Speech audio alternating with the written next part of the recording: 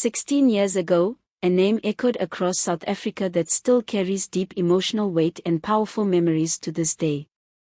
That name was Khwezi, the pseudonym for Physical Nsukela Khwezi, a young woman whose story became a symbol of both extraordinary courage and deep, heartbreaking tragedy. It is a story that shook South Africa at its very core, sparking debates, outrage, divisions, and soul-searching in ways that very few legal cases have ever done.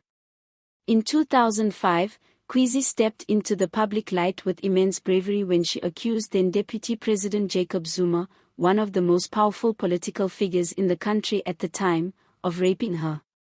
Her decision to speak up was not just a personal act of defiance but a national moment that challenged how society views sexual violence, power, justice, and the treatment of survivors. Although she showed remarkable strength by confronting one of the most influential men in South Africa, justice was never fully served. The trial that followed in 2006 became more than just a legal matter. It turned into a national spectacle, marked by layers of political undertones, overwhelming media attention, and sharp divisions among the public and political circles. Zuma denied the allegations, and after a highly publicized and deeply contentious legal process, he was acquitted of all charges. Yet even with that verdict, the scars left behind by the entire episode ran deep and wide. The trial laid bare not only the personal trauma that Khwezi endured but also exposed systemic failures within the country's legal framework and social institutions, failures that continue to affect survivors of sexual violence to this very day. The aftermath of the trial proved that Khwezi's fight was far from over.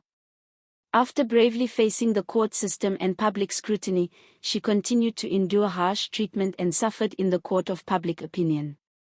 She faced relentless public vilification, both offline and online, where she was subjected to abuse, threats, and personal attacks. Instead of being supported or protected, she was often shamed, ridiculed, and ostracized. Her story was reduced to mere scandalous headlines surrounding Jacob Zuma, rather than a human story of a woman who had come forward seeking justice. Media outlets and sections of society focused more on political intrigue and sensational details than on her humanity and her painful experience. The national discourse veered towards defending or attacking political figures, while Khwezi herself was largely ignored as a person with a voice and lived trauma. This reflected a deeper societal problem where survivors of sexual violence often face re-traumatization, disbelief, and lack of adequate support systems. Khwezi's life, marked by both resistance and suffering, came to a tragic end in 2016 when she passed away after a long battle with illness. Her death brought renewed attention to her unfinished quest for justice and the unfinished work in addressing sexual violence in South Africa. Even in death, Khwezi's story raised difficult but important questions about the country's commitment to protecting survivors, holding powerful figures accountable, and reforming a justice system that has consistently failed to deliver fair outcomes in gender-based violence cases. Her story is not just an isolated case, it reflects a larger, troubling pattern in South Africa where many survivors are discouraged from coming forward because of fear of disbelief, public shaming, or institutional failure. The country has some of the highest rates of gender-based violence in the world, and yet conviction rates for rape and other sexual crimes remain painfully low.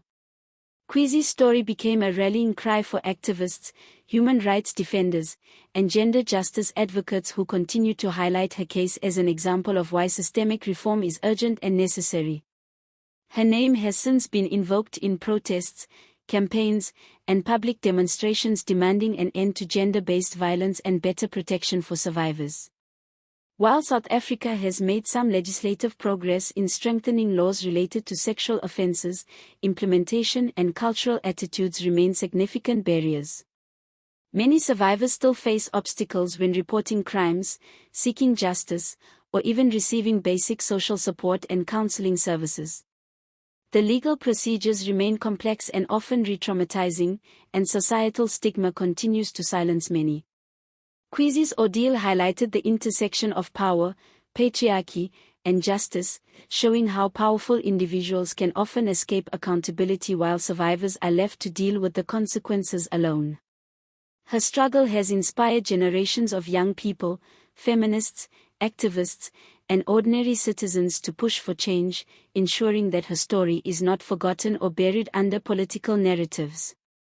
Over the years, vigils, marches, and artistic tributes have kept her memory alive, reminding the nation of the unfinished work in making South Africa a safer and more just place for women and girls. The broader implications of Khwezi's story touch every sector of South African society. It forces questions about how we treat survivors, whether we believe them, and what protections are genuinely available to them when they challenge powerful abuses. It also pushes the legal community, lawmakers, and law enforcement agencies to re-examine how cases of sexual violence are handled, from investigation all the way to trial and sentencing. Looking forward, there is both hope and uncertainty. Civil society continues to apply pressure, using Khwezi's legacy as a moral compass to guide future reforms. Activists argue that ensuring justice for survivors goes beyond legal mechanisms.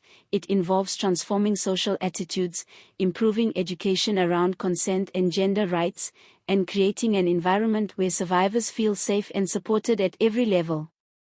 South Africa still has a long road ahead. The tragic passing of Khwezi should not mark the end of the conversation, but rather serve as a reminder that her story is symbolic of thousands of other untold or unheard stories. There is growing awareness and more vocal demands for change, but actual reforms, improved justice systems, and societal shifts need to follow the words and promises that have been made over the years. If the nation truly wishes to honor Khwezi's courage and her painful sacrifice, then there must be a renewed and sincere commitment to building systems that prioritize survivor dignity, justice, and safety. As we reflect on her life and legacy, it is important to ask ourselves, why was justice not achieved in her case, and what concrete steps will be taken to ensure no other survivor has to face what she did?